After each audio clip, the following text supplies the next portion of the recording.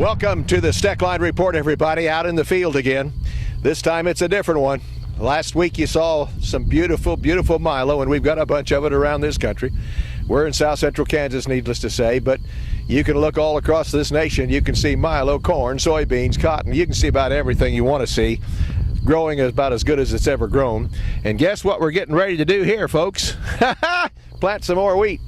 And you know, the wheat market's been so sick, I can't believe that it's followed corn and soybeans right straight down the gutter.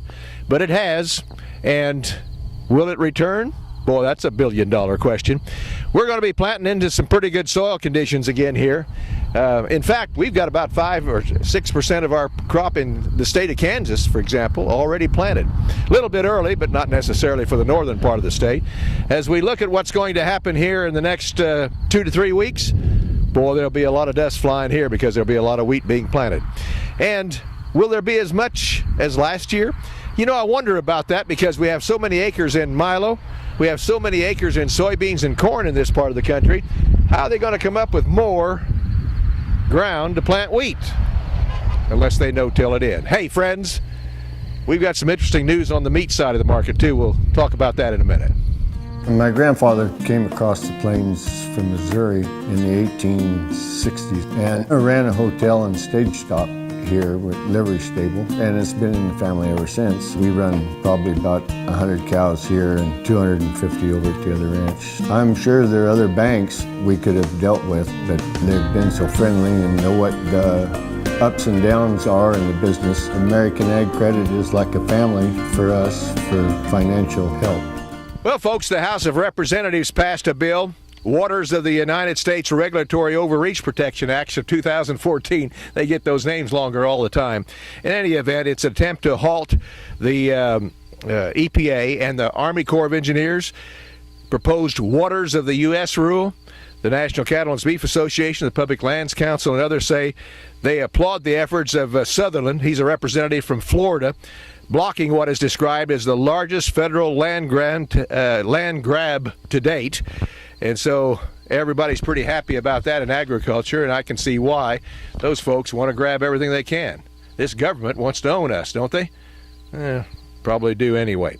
Something interesting. You know, here on the Steckline Report, let's say months ago, I didn't think that the cattle market would get as strong as it has. Why? Because I didn't think consumers would buy it. But would you believe that beef continues to be on the shoppers' grocery list, pretty high on the list, even as these prices continue to climb?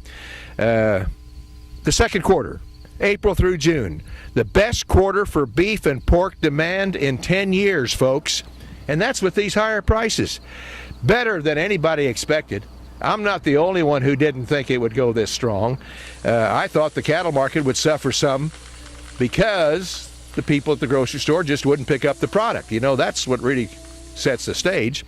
But a livestock marketing specialist with K-State says that beef demand in 2014 was stronger than in 2013 and stronger than most industry watchers expected, including himself. If the price of beef was up 3%, I'd have said demand was flat, but prices have been up 10%, and people are still buying beef. Isn't that good news for those of us who are raising some? And by golly, we've got some calves to sell too before long. Looks like those prices are going to hang in there pretty strong. Looks like based on various data and a survey by Beef Magazine, herd expansion is on our minds now. How quick are we going to do it, folks? I've just bought some cows that will be delivered in April with calves beside, because I've got enough grass now with the rain that we've had in our south central Kansas on the Ponderosa to have a few more. I'm increasing it about 10-15%. I think a lot of people are going to do that, but it's going to take some time, and it depends upon where you're at, because not everybody has been really soaked with rain, although a good part of this nation has. So are you going to buy cows, or are you going to keep back your heifers? Well, there's research being shown that maybe we'd be better off to buy cows, as you can get those calves to market a little bit quicker at these higher prices. However, there's one dark side to our cattle market, and it's the dairy business. Record milk production.